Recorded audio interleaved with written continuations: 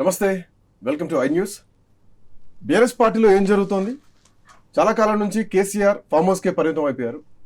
ఓవైపు జైలు పోయొచ్చిన తర్వాత కవిత తిరుగుబాటు జెండా ఎగరేసి ప్యారలల్గా ఇంకొక వ్యవస్థ నడిపిస్తోంది. అటు కుటుంబ పోరు నడుస్తోంది. ఇంకోవైపు పార్టీలో ఉన్నటువంటి నాయకులు పార్టీ వదిలి వెళ్ళిపోతున్నారు. రెండు జాతీయ పార్టీల వైపు చూస్తున్నారు, కనిపిస్తోంది. ఇంకోవైపు ఈ విచారణలతోటి సతమతం అవుతున్నారు. ఏకంగా కేసీఆరే కాళేశ్వరం కమిషన్ ముందు, పీసీ ఘోష్ కమిషన్ ముందు హాజరైనారు. సో వీటిల్లోంచి అసలు ఎందుకు బయటపడలేకపోతున్నారు? ఈ సమస్యలోంచి కేసీఆర్ ఎందుకు బయటపడలేకపోతున్నారు? సార్ మాట్లాడదాం. మనతో పాటు I news editorial director doctor Gattika Vijay Kumar garu మనతో పాటు ఉన్నారు. సార్, ఇందాక నిన్న మాటలు చెప్పినట్టు ఒక రాజకీయ చాణక్యుడు, ఒక వ్యూహాత్మకమైనటువంటి రాజకీయ నాయకుడు కేసీఆర్ ఎందుకు ఇందులోంచి బయటపడలేకపోతున్నాడు? ప్రధానంగా ఈ సమస్యలు చాలా వేధిస్తున్నాయి బీఆర్ఎస్ పార్టీని. ఏం జరుగుతుంది అనుకోవచ్చు? నిజమే మీరు చెప్పింది. మొత్తం కేసీఆర్ గారి దాదాపు 4 దశాబ్దాల పైగా రాజకీయ చరిత్రలో, దాదాపు 2 దశాబ్దాల ఉద్యమ చరిత్రలో ఎప్పుడు కూడా లేనటువంటి ఒక విపత్కర పరిస్థితిని, ఒక సంక్షోభాన్ని, అంటే ఇంటా బయట రెండు దిక్కులో కూడా ఎదుర్కొంటున్నారు. మీరు ఒక 2-3 అంశాలు చెప్పారు. అది కవిత అంశము, పార్టీ ఫిరాయింపుల అంశము, లేకుంటే కాళేశ్వరం లాంటి విచారణ అంశాలు.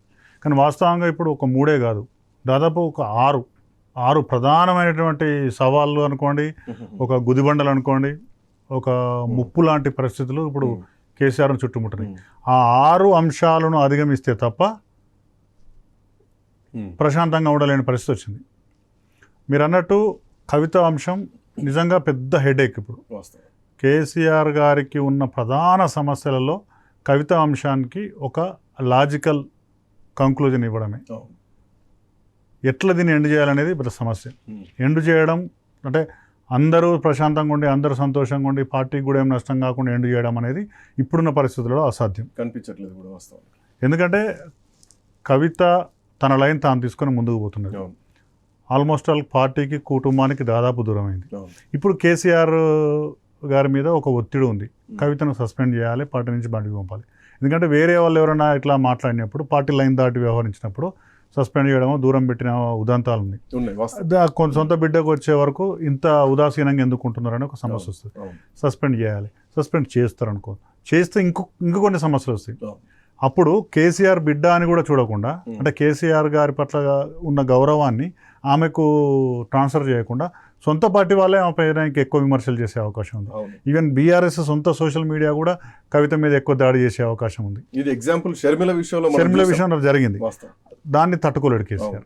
నెంబర్ 2, పార్టీ నుంచి ఆమెను బయటకు పంపితే పార్టీ ఇచ్చిన పదవి నుంచి కూడా ఆమెను తొలగించాల్సి వస్తుంది. అయితే వీళ్ళు చైర్మన్కి లెటర్ ఇవ్వాల్సి వస్తుంది, ఎమ్మెల్సీ పదవి తొలగించమని.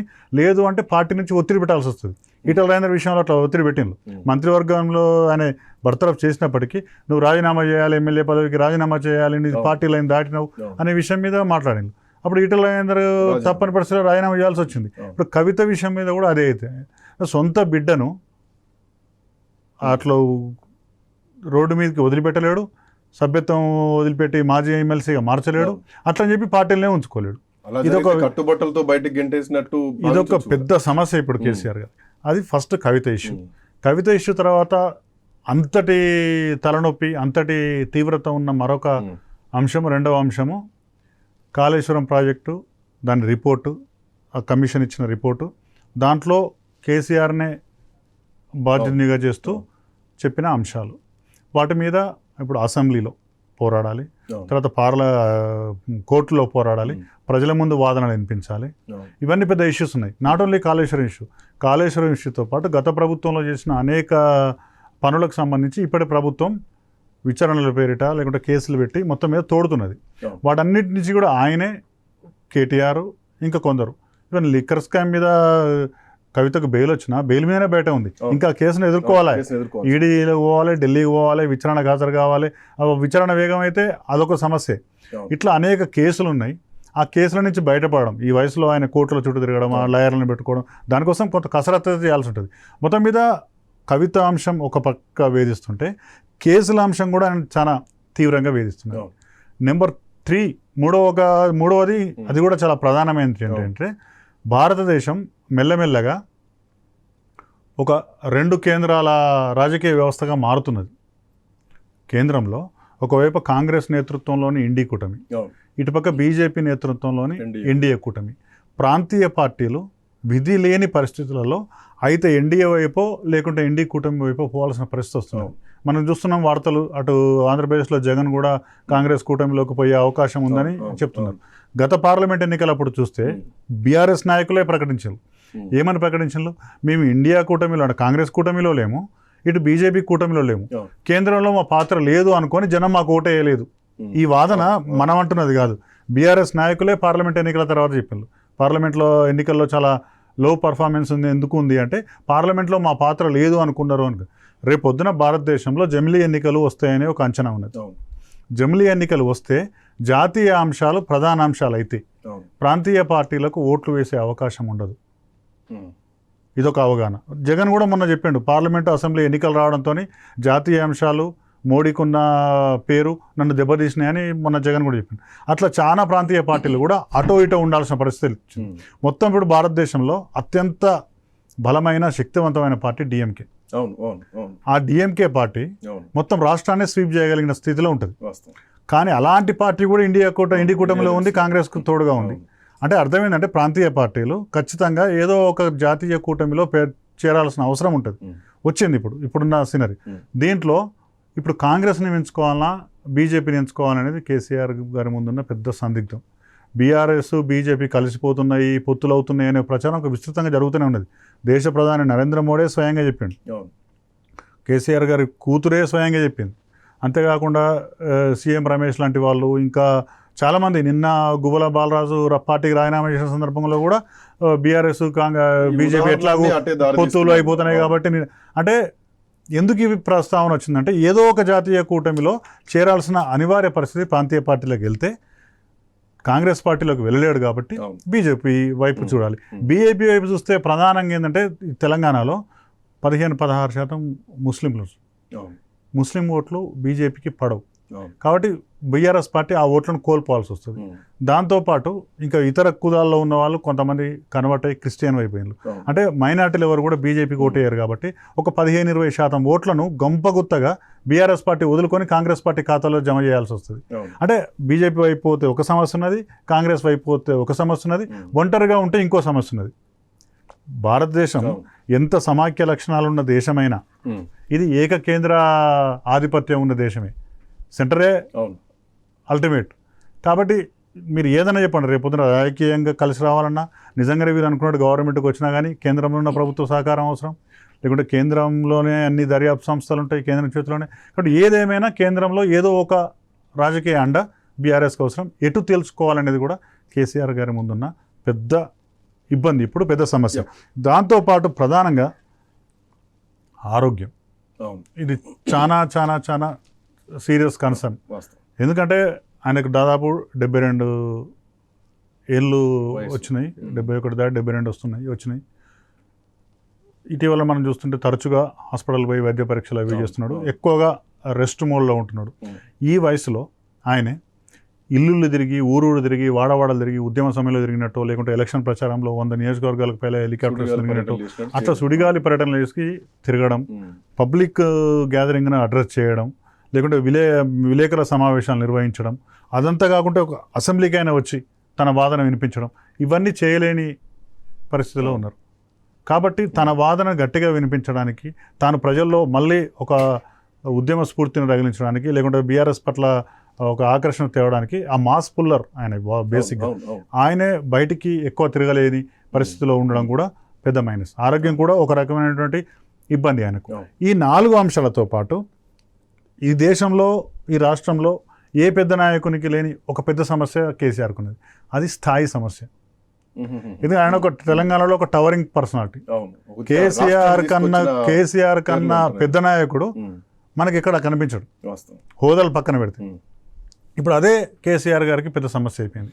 ఇప్పుడు అసెంబ్లీకి వస్తే తనకన్నా చాలా జూనియర్ అయిన రేవంత్ రెడ్డి గారితోని డైరెక్ట్ వాదనగా దిగడం ఇష్టం లేదు, అందుకని అసెంబ్లీకి రావట్లేదు. ఇది ఎవరు ఒప్పుకోకున్నా ఇది వాస్తవం. కనీసం రేవంత్ రెడ్డి గారి పేరు తీసుకోవడానికి కూడా కేసీఆర్ గారికి ఇష్టం ఉండదు సభల్లో. అయితే కేసీఆర్ రేవంత్ రెడ్డి గారు చేసిన విమర్శలకు, ఆయన చేసిన ఆరోపణలకు, ఆయన చేస్తున్న రాజకీయ దాడికి కేసీఆరే సమాధానం చెప్పాల్సి వస్తుంది. బట్ ఈయనతో పంచాయతీ పెట్టుకోవడానికి డైరెక్ట్ మాటల యుద్ధానికి దిగడానికి సిద్ధంగా లేడు. కేసీఆర్ పక్షాన ఇంకెవరు మాట్లాడినా, అది హరీష్ రావు గారు మాట్లాడినా, కేటీఆర్ గారు మాట్లాడినా ఇంకా పూర్తి స్థాయిలో రీచ్ కావట్లేదని బీఆర్ఎస్ నాయకులే అంటున్నారు. కేసీఆర్ బయటకు వస్తే బాగుండు, కేసీఆర్కి స్థాయి సమస్య ఉన్నది, నాకన్నా చాలా జూనియర్ గాయంతో నేను పంచాయతీ పెట్టుకోవాలని. ఇప్పుడు రేవంత్ రెడ్డి ఒక్కరితోనే కాదు, భవిష్యత్తులో బీజేపీ ఒక బలమైన శక్తిగా మారిన సందర్భంలో బీజేపీతో కూడా సమస్య ఉంటుంది. ఇప్పుడున్న రామచంద్రరావు కావచ్చు, లేకుంటే ఏ ఈటల రాజేంద్ర అసంటోల్లో, లేకుంటే ఏ బండి సంజయ్ అసంటోల్లో ముందు వచ్చిన ఆ టవర్ తగ్గట్లేదు. ఈయన వాళ్ళతో నాకు పోటీ ఏంది అనుకుంటే రాజకీయాలు తప్పదు. ఎదురుగా ప్రత్యర్థి ఎవరుంటే వాళ్ళతో పోటీ పడాల్సిందే. రేవంత్ రెడ్డి స్థాయి నాది కాదు, బండి సంజయ్ స్థాయి నాది కాదు, ఈటల రాజేంద్ర స్థాయి నాది కాదు, కిషన్ రెడ్డి స్థాయి నాది కాదు అనుకుంటే కలవదు. కానీ ఇప్పుడు స్థాయి సమస్య ఏర్పడ్డది కేసీఆర్కు, ఇదొక సమస్య. వీటన్నిటితో పాటు ఆరవది, అది కూడా ప్రధానమైనది ఏంటంటే ఒక సామాజిక నినాదాలు తెలంగాణలో బయలుదేరింది. ఒక పక్క బీసీ ఉద్యమం నడుస్తుంది. బీసీ ఉద్యమాన్ని ఓన్ చేసుకోవడానికి, బీసీలను తమకు ఓటు బ్యాంకుగా మార్చుకోవడానికి కాంగ్రెస్, బీజేపీ విష ప్రయత్నాలు చేస్తున్నాయి. కాంగ్రెస్ 42% రిజర్వేషన్ సంబంధించి కొన్ని అడుగులు వేసింది.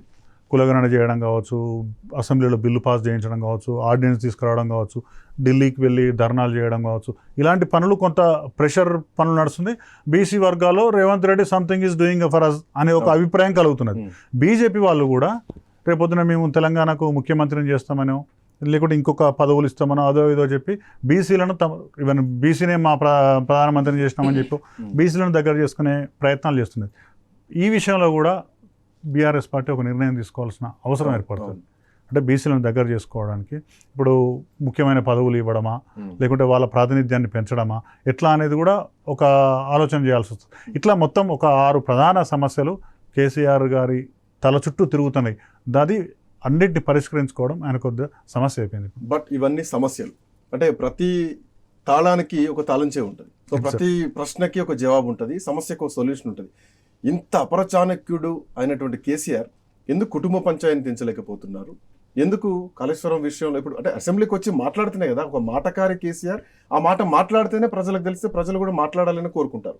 సో ఇన్ని జరుగుతుంటే ఎందుకు కేసీఆర్ మౌనంగా ఉంటున్నారు? కేసీఆర్ మౌనం చాలా ప్రమాదం కదా తెలంగాణ రాజకీయాలు. డెఫినెట్ తెలంగాణ రాజకీయాలకు ప్రమాదమో లేదో మనం చెప్పలేం, కానీ వారి పార్టీకి, వారి కుటుంబానికి, వారి రాజకీయ ప్రస్థానానికి మాత్రం చాలా ఇబ్బందికరం. ఎందుకంటే కేసీఆరే ఇన్వాల్వ్ అయ్యి పనిచేస్తాడు. ఆయన గవర్నమెంట్లో ఉన్నా, ఉద్యమంలో ఉన్నా, ఇప్పుడు ప్రతిపక్షంలో ఉన్నా, ప్రతిదీ కర్త కర్మ క్రియ అతనే. ఏ ప్రోగ్రాం చేసినా ఎండ్ టు ఎండ్ ఆయనే చేస్తాడు. ఎక్కడ ప్రారంభించాలి, ఎక్కడ ఎండ్ చేయాలి, దాని రిజల్ట్ ఎట్లుంటుంది, దాని పర్యవసనాలు ఎట్లుంటాయి, దానికి మళ్ళీ ఎట్లా రియాక్ట్ కావాలి, అవన్నీ ప్లానింగ్ ఆయనే చేసుకుంటాడు. కాబట్టి అన్ని సమస్యలకు పరిష్కారం కూడా ఆయనే వెతుక్కోవాలి. ఇప్పుడు కవిత ఇష్యూ ఉంది, సొంత బిడ్డ, ఆయన తప్ప నిర్ణయం తీసుకునేది ఎవరు లేరు. నిర్ణయం తీసుకోవడంలో జాప్యం జరుగుతుంది, దానివల్ల నష్టం జరుగుతుంది. ఏదో ఒక నిర్ణయం సీరియస్గా తీసుకోవాల్సిందే. లేదు కవితను కలుపుకొని పోదామంటే కూర్చోబెట్టుకొని మాట్లాడుకొని ఇంట్లోనే దాన్ని సెట్ చేసుకోవాలి. అట్లా చేసుకోవట్లేదు. పోనీ ఏమైనా వదిలిపెట్టుకొని సస్పెండ్ చేస్తారా అంటే అట్లా చేయట్లేదు. రోజుకొక నష్టం ఏదో రకంగా జరుగుతూనే ఉంది. పార్టీకి సంబంధించిన ఎమ్మెల్యేలు, ఎంపీలు, మంత్రులు ఎవరు రోడ్ల మీదకి పోయినా కానీ వాళ్ళని అడిగితే వాళ్ళు ఏం సమాధానం చెప్పలేని పరిస్థితి వచ్చింది. విలేకరుల ప్రశ్నలు దాటవేయాల్సిన పరిస్థితి, తప్పించుకోవాల్సిన పరిస్థితిలో ఇలా బీఆర్ఎస్ నాయకులు ఉన్నారు. నెంబర్ 2, ఈ స్థాయి సమస్యను కూడా అధిగమించాలని. ఎందుకు అంటే కేసీఆర్ గారికి ఉన్న బలమే వాగ్ధాటి, వాదన పటిమ. తెలంగాణ ఉద్యమంలో మనం చూసినాం, ముఖ్యమంత్రిగా ఉన్నప్పుడు కూడా చూసినాం. తాను అనుకున్న విషయాన్ని తాను మాత్రమే చాలా స్పష్టంగా చెప్పగలుగుతాడు, కన్వే చేయగలుగుతాడు. కానీ అలాంటి పరిస్థితుల్లో ఆయన ఇంట్లో కూర్చొని ఆయన తరఫున ఇంకొకరిని మాట్లాడిస్తే అది పూర్తి స్థాయిలో జనాలకు రీచ్ కావట్లేదు. చాలామంది అనుకుంటున్నమాట కేసీఆర్ వస్తే ఇట్లుండదు అంటే, మరి ఎందుకు రావట్లేడు? ఆ స్థాయి సమస్యను ఫస్ట్ అధిగమించాలి. ప్రతిదాన్ని ఆయన అడ్రస్ చేయాలి. ప్రజా సమస్యల పరిష్కారం కోసం కొట్లాడాలి. ప్రభుత్వానికి సూచన చేయాలి. ముఖ్యంగా అసెంబ్లీ అనేది వాస్తవంగా ప్రజాస్వామ్యంలో దేవాలయం లాంటిది. అటు పార్లమెంట్ కానీ, ఇటు అసెంబ్లీ కానీ. అసెంబ్లీలో నీ ప్రత్యర్థి ఎవరున్నారని కాదు, అసెంబ్లీలో నువ్వు మాట్లాడిన మాట, అసెంబ్లీలో నువ్వు చెప్పిన విషయం, అసెంబ్లీలో నువ్వు లేవలెత్తిన పాయింట్ ప్రజలకు రీచ్ అవుతుంది. నువ్వు ప్రజలకు జవాబుదారీ కదా, రేవంత్ రెడ్డి కాదు కదా. రేవంత్ రెడ్డి గారు చేసే విమర్శలను ఆసరా చేసుకొని ఆయన చెప్పిన పాయింట్ని పట్టుకొని దాంట్లో నీ వర్షన్ ఏంటంటే ప్రజలకు చెప్పాలి. అది ఒకటి చేయాల్సిన పరిస్థితి ఖచ్చితంగా ఉన్నది. మీరు అన్న మాట ప్రకారం ఇంకొక ప్రశ్న కనిపిస్తుంది. ఎండ్ టు ఎండ్ కేసీఆర్ నిర్ణయం తీసుకుంటారు. కేసీఆర్ మేధస్సుతోటే ప్రతి డిజైన్ జరుగుతుంది. వాటెవర్ కాళేశ్వరం ప్రాజెక్టు విషయంలో కూడా పీసీ ఘోష్ కమిషన్ అదే చెప్పింది, మొత్తం కేసీఆర్ నిర్ణయాలతోటే జరిగిందని చెప్పేసి. ఇప్పుడు వీటికి సమాధానం హరీష్ రావు, కేటీఆర్ చెప్తే కాదు, కేసీఆరే అసెంబ్లీకి వచ్చి చెప్పాల్సినటువంటి పరిస్థితి ఇప్పుడు అనివార్యం అయిపోయింది. ఇప్పుడున్నటువంటి పరిస్థితుల్లో అసెంబ్లీకి వచ్చి కేసీఆర్ మాట్లాడే పరిస్థితి కనిపిస్తుందా మీ అంచనా ప్రకారం? నేను ఇంతకుముందు చెప్పినట్టే స్థాయి సమస్య ఉంది. మళ్ళీ ఇటుపక్క ఖచ్చితంగా రేవంత్ రెడ్డి గారు, అవును. ఉత్తమ్ కుమార్ రెడ్డి గారు, మల్లుబట్టి విక్రమార్క గారు, ఇంకా అప్పుడు మా దుద్దిల శ్రీధర్ బాబు గారు, వీళ్ళంటారే డెఫినెట్గా మాట్లాడతారు. వాళ్ళు కాళేశ్వరం జరిగిన అవినీతి ఆ పాయింట్స్ ఏదైతే కమిషన్ రిపోర్ట్లు ఇచ్చిందో ఆ పాయింట్స్ పట్టుకొని మాట్లాడతారు. దానికి ప్రతిగా ఇటువైపు కేసీఆర్ గారు మాట్లాడాలి. కేసీఆర్ గారికి మళ్ళీ స్థాయి సమస్య. నేను రేవంత్ రెడ్డితో వాదించాలనా, నేను మల్లుబట్టి విక్రమార్క వాదించాలనా, లేకుంటే నేను ఇంకొకరితో వాదించాలనా, ఇలాంటి వాతావరణంలో అంటే అభిప్రాయంలో ఆయన ఉంటాడు. కాబట్టి ఆయన రాకపోవచ్చు. అసెంబ్లీకి వచ్చి కేసీఆర్ గారు కాళేశ్వరం సంబంధించి డిఫెన్స్ చేసుకుంటారు అనేది నేను అనుకోవడం లేదు. ఖచ్చితంగా అది కూడా హరీష్ రావు గారే వస్తారు, హరీష్ రావు గారే చేస్తారు. పవర్ పాయింట్ ప్రజెంటేషన్ కూడా ఆయన చేసినలో నీటిపారుదల శాఖ మంత్రిగా వారే ఉన్నారు కాబట్టి హరీష్ రావు గారే వస్తారు. కానీ ప్రజలు కానీ పార్టీ కానీ కోరుకుంటున్నది ఏంటంటే కేసీఆర్ గారే వచ్చి చెప్తే ఇంకా బాగా పోతుంది అనుకుంటున్నారు. కానీ ఆయన రావట్లేదు, అది సమస్య. సో ఇప్పుడు కమిషన్ ముందుకు ఎట్లా అయితే పోయారో అట్లనే కోర్టుల్లో తెలుసుకుంటాం న్యాయం ఏందో అన్యాయం ఏందో అని చెప్పేసి పోయినా బహుశా పోవచ్చు. కోర్టులకు ఎట్లా పోవాల్సి వస్తుంది, అనివార్యం. అది అంతిమంగా పోవాల్సింది కోర్టుకి ఎవరైనా. Right, anyway thank you sir. Okay, thank you so much. So KCR ఏ నిర్ణయం తీసుకోబోతున్నారు, కుటుంబ పంచాయతీ కానీ పార్టీలో జరుగుతున్నటువంటి ఫిరాయింపులు కానీ వీటన్నిటికీ ఎట్లా అడ్డుకట్ట వేయబోతున్నారు, ఎప్పుడు వేయబోతున్నారు, కేసీఆర్ ఎంట్రీ ఉంటే ఒకవేళ ఎట్లా ఉండబోతోంది చూద్దాం. మరో విశ్లేషణలో మళ్ళీ కలుద్దాం. Keep watching I news.